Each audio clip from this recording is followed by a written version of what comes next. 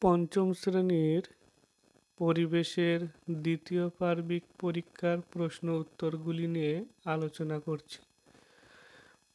আমরা তৃতীয় পার্বিক পরীক্ষার প্রশ্ন উত্তরগুলি অলরেডি আলোচনা করে ফেলেছি।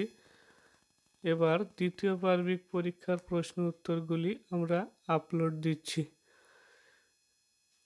আমাদের প্রথম প্রশ্নটি ছিল, উদ্ভিদ কাকে বলে? উত্তর, যাদের জীবন আছে এবং যারা উত্তেজনায় সাড়া দেয় কিন্তু এক জায়গা থেকে অন্য জায়গায় যেতে পারে না, তাদের উদ্ভিদ বলে। প্রাণী কাদের বলে?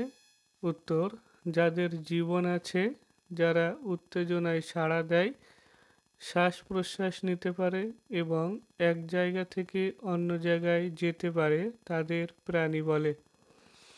পরের প্রশ্ন, কারা নিজেদের খাদ্য নিজেরা তৈরি করতে পারে?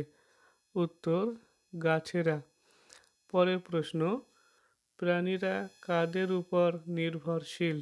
উত্তর, উদ্ভিদের উপর।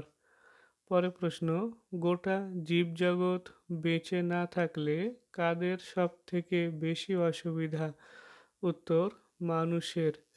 পরের প্রশ্ন, বুনো কাদের বলা হয়? উত্তর, যে সকল প্রাণীরা মানুষের সঙ্গে পোষ মানেনি তাদের বুনো বা বন্য বলা হয়, যেমন বাঘ, ভাল্লুক। পরের প্রশ্ন, পোষ্য কাদের বলা হয়? উত্তর, যে সকল প্রাণীরা মানুষের সঙ্গে পোষ মানিয়েছে তাদের পোষ্য বলা হয়, যেমন হাঁস, মুরগি। পরের প্রশ্ন, কোথায় লাল মোরগ দেখা যায়? উত্তর, জলদাপাড়ার বনে। পরের প্রশ্ন, গৌর কি?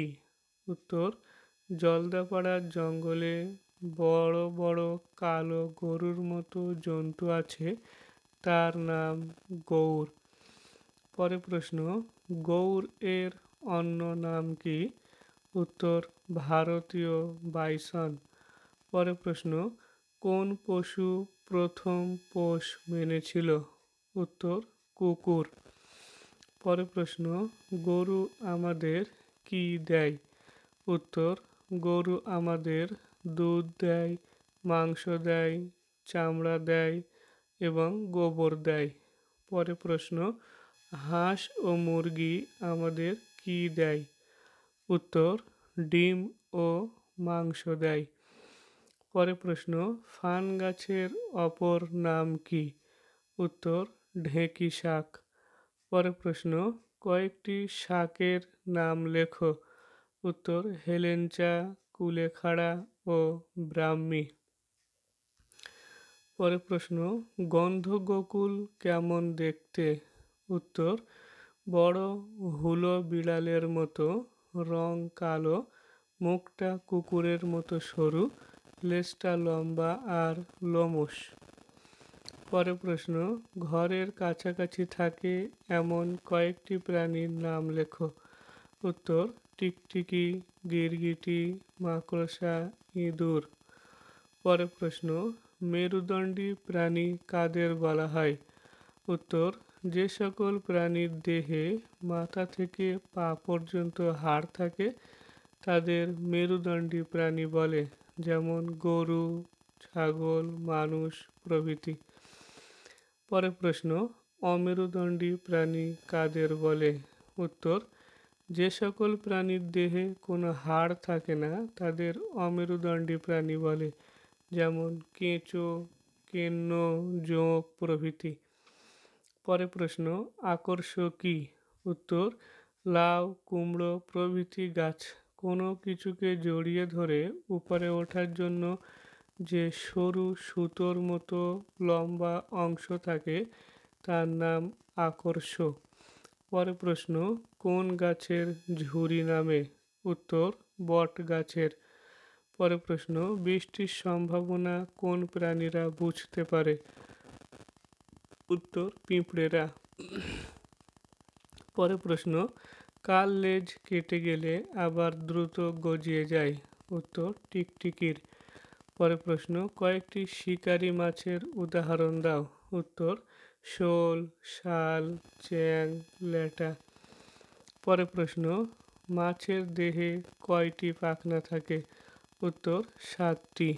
পরবর্তী প্রশ্ন, কয়েকটি লুপ্তপ্রায় মাছের নাম লেখো। উত্তর, সরপুঁটি, চাঁদা, খলসে প্রভৃতি। পরের প্রশ্ন, হারিয়ে যাচ্ছে এমন কয়েকটি মাছ গাছের নাম লেখো। উত্তর, সর্পগন্ধা, মেহেন্দি, মুক্তঝুরি প্রভৃতি। পরের প্রশ্ন, দামোদর নদী কোথায় মিশেছে?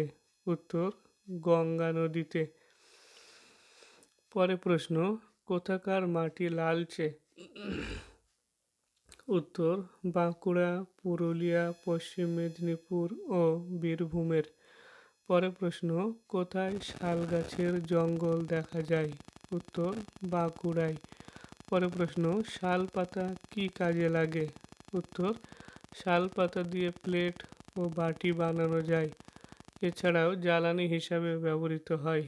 পরের প্রশ্ন, কোন দুই নদীর মিলিত প্রবাহের নাম হলদি নদী? উত্তর, কেলেঘাই ও কংসাবতী নদীর মিলিত প্রবাহের নাম হলদি নদী। পরের প্রশ্ন, শান্তিনিকেতন কোথায় অবস্থিত? উত্তর, বীরভূম জেলায়। পরের প্রশ্ন, একটি নিত্যবাহ নদীর উদাহরণ দাও। উত্তর, গঙ্গা। পরের প্রশ্ন, নিত্যবাহ নদী কাকে বলে? উত্তর, যে সকল নদীর উৎস কোনো পাহাড় বা পর্বতের বরফ গলা জলে সৃষ্ট এবং সারা বছর জল থাকে তাদের নিত্যবাহ নদী বলে। পরের প্রশ্ন, গঙ্গা নদী কোথা থেকে উৎপত্তি লাভ করেছে? উত্তর, গঙ্গোত্রী হিমবাহের গোমুখ গুহা থেকে। পরের প্রশ্ন, ভাগীরথী আর পদ্মার মাঝের জায়গাটির নাম কি? উত্তর, গাঙ্গেয় বদ্বীপ। পরের প্রশ্ন, রবীন্দ্রনাথ ঠাকুর কোথায় জন্মগ্রহণ করেছিলেন? উত্তর, কলকাতার জোড়াসাঁকোর ঠাকুর বাড়িতে। পরের প্রশ্ন, আমার সোনার বাংলা আমি তোমায় ভালোবাসি গানটি কার লেখা? উত্তর, রবীন্দ্রনাথ ঠাকুরের। পরের প্রশ্ন, বঙ্গভঙ্গ আন্দোলন কত সালে হয়েছিল?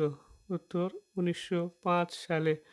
পরের প্রশ্ন, ইংরেজরা বাংলাকে দুভাগে ভাগ করেছিল কেন?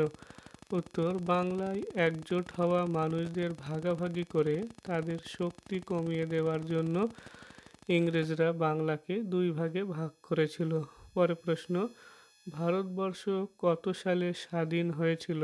উত্তর, 1947 সালের 15ই আগস্ট। পরের প্রশ্ন, হরপ্পা সভ্যতার বাড়িঘরগুলি কি দিয়ে বানানো হয়েছিল? উত্তর, পোড়া ইট দিয়ে। পরের প্রশ্ন, হরপ্পা সভ্যতা কেমন ছিল? উত্তর, নদীমাতৃক। পরের প্রশ্ন, আগের যুগের সভ্যতাগুলি নদীর ধারে গড়ে ওঠার কারণ কি? উত্তর, জল হলো জীবন, জল ছাড়া কোনো প্রাণী বেঁচে থাকা সম্ভব নয়। তাই তখনকার সময়ে ভূগর্ভস্থ জলের উৎস তেমন না থাকায় নদীর ধারেই সভ্যতাগুলি গড়ে উঠেছিল। পরের প্রশ্ন, বেথুয়া ডোহরি অভয়ারণ্য কোথায় অবস্থিত? উত্তর, নদিয়া জেলায়। পরের প্রশ্ন, সুন্দরবনের বেশিরভাগ অংশ কোথায় অবস্থিত? উত্তর, বাংলাদেশে। পরের প্রশ্ন, রয়্যাল বেঙ্গল টাইগার কোথায় দেখতে পাওয়া যায়? উত্তর, সুন্দরবনে। পরের প্রশ্ন, সুন্দরবনের কয়েকটি নদীর নাম লেখো। উত্তর, মাতলা, বিদ্যাধরী, কালিন্দী, রায়মঙ্গল প্রভৃতি। এই ভিডিওর সর্বশেষ প্রশ্ন, সুন্দরবন অঞ্চলের মাটি কেমন? উত্তর, লবণাক্ত। পরের প্রশ্নগুলির ভিডিও পেতে অবশ্যই আমাদের 2য় নম্বর পার্ট 2 ভিডিওটি দেখো।